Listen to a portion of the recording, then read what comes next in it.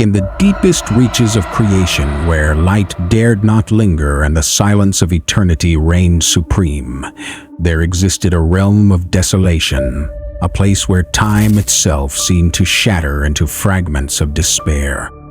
Here, the winds screamed in unholy harmonies, carrying the acrid tang of decay and the mournful echoes of souls forever damned. This forsaken expanse, a bottomless void of despair and ruin, was known as the domain of Abaddon, a realm where all hope perished and where only the dark whispers of oblivion held sway. Long before Abaddon claimed this bleak throne, he was not a master of damnation, but a formidable warrior of heaven. Among the celestial host, he stood as one of the deadliest angels, his valor and ferocity celebrated alongside the likes of Michael, Gabriel, and Raphael. His name, spoken in reverent tones by divine beings, was synonymous with the inevitable end, the harbinger of finality. With radiant wings of pure, blinding light and a heart that beat in perfect harmony with divine justice, Abaddon was tasked with the solemn duty of shepherding the souls of the fallen, of sealing the fate of those who dared stray from the sacred order. In those early hallowed days, when heaven was whole and darkness an abstract notion, Abaddon's purpose was clear.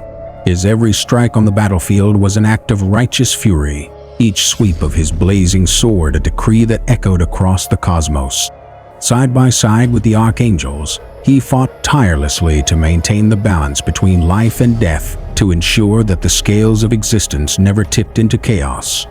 The heavens resounded with the clash of divine steel and the roaring hymns of valor, a symphony of order in the face of inevitable oblivion. Yet, even amidst the brilliance of that celestial harmony, a sinister murmur began to stir in the recesses of eternity. Far beyond the gilded halls of heaven, in the shadowed void where forbidden desires and treacherous ambitions festered, Satan, the once glorious morning star, plotted his rebellion. His fall from grace had scarred the heavens, leaving behind a trail of shattered dreams and burning regrets. And it was within this seething darkness that the Prince of Lies set his predatory gaze upon Abaddon. Satan perceived in Abaddon a latent power that eclipsed the mere duties of an executioner.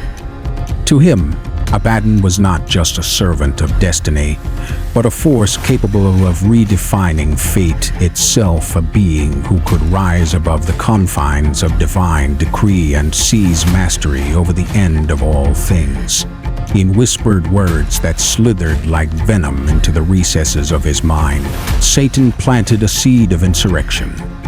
"Why remain a pawn?" he hissed in the quiet moments before battle, "when you can become the master of destiny? Why deliver the end when you can choose it yourself?" For long years, Abaddon resisted these insidious temptations. His loyalty to the celestial order had been unwavering, and the honor of his sacred duty had burned like a beacon within him. Yet, as the whispers grew louder and the allure of forbidden power more intoxicating, the certainty of his purpose began to waver. In secret moments of solitude, as he gazed upon the orderly dance of creation, he questioned why he must forever be the instrument of termination. Was it not possible to wield that immense power for something greater, to shatter the very chains of destiny and shape a new, fearsome order? When the fires of rebellion finally ignited, splintering the very fabric of the heavens, Abaddon made a choice that would alter the course of eternity. In one fateful, defiant moment, he turned away from the luminous paths of his forebears and allied himself with the fallen. In the ensuing cataclysm, as the celestial legions clashed with the dark armies of dissension, Abaddon's blade, once a symbol of divine justice, sang a brutal dirge of betrayal. Side by side with Satan's insurgents, he waged a war that splintered the heavens and tore at the seams of creation. Yet even as the tide of battle surged in their favor, a bitter revelation awaited him. The alliance that had promised unparalleled power was nothing more than a cunning ruse, a trap laid. When victory seemed assured, Satan's true nature unfurled like a venomous serpent. The Prince of Lies, ever the master of deceit, revealed that his alliance had been forged not in trust, but in ambition. With a cruel twist of fate, Satan cast Abaddon into the very chasm he had once sought to control, a bottomless pit where even starlight was swallowed whole and time itself came to a standstill. In that unfathomable abyss, Abaddon, the erstwhile angel of finality, found not his demise, but an unholy rebirth. The void did not consume him as it had countless others. It enveloped him in its dark embrace, whispering secrets of ancient power and untold destruction. The abyss, alive with a malevolent hunger, seeped into his very soul and transformed him. No longer was he the radiant warrior of divine justice. He had become the living incarnation of the void itself, a being of unfettered destruction, whose wings, once resplendent in celestial white, were now drenched in the eternal ink of darkness. Transformed by the abyss's insidious influence, Abaddon emerged with a newfound ambition. The very chains he had once forged to imprison Satan became symbols of his own ensnarement, reminders of the power that had corrupted him. His heart, once a wellspring of divine purpose, had grown cold and barren, echoing the relentless void that now pulsed through his veins. Abaddon had transcended his original charge. He was no longer merely an executor of destiny, but its master and arbiter of annihilation, a force that sought to unmake all creation. It was then that the cosmic balance shuddered at the revelation of his transformation.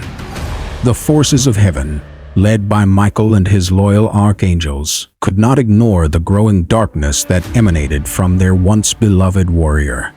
The heavens trembled as the celestial host readied itself for an inevitable confrontation, a war that would decide the fate of all realms. With grim determination, they gathered to oppose the new tyrant, whose every step on the shattered remnants of creation resonated with the promise of absolute obliteration. But Abaddon, now the living embodiment of the abyss, did not tremble in the face of divine retribution. Instead, he unleashed his wrath upon the world with merciless precision. From the depths of his dark domain, he summoned swarms of locusts, ghastly creatures with wings as black as the void, their eyes aglow with unholy hunger. These abominations descended upon the earth, their screeches a harbinger of the suffering to come, as they ravaged the lands with a brutality that defied mortal comprehension. The ensuing battle was an epic clash of titanic forces. Celestial armies, imbued with the radiance of heavenly fire, surged forward in a desperate bid to reclaim the lost order. The skies ignited with the brilliance of divine light, and the earth trembled beneath the march of legions. Amid this cataclysmic struggle, Abaddon stood at the epicenter of the chaos, a towering figure draped in darkness, his void-like wings casting oppressive shadows over the desolation below.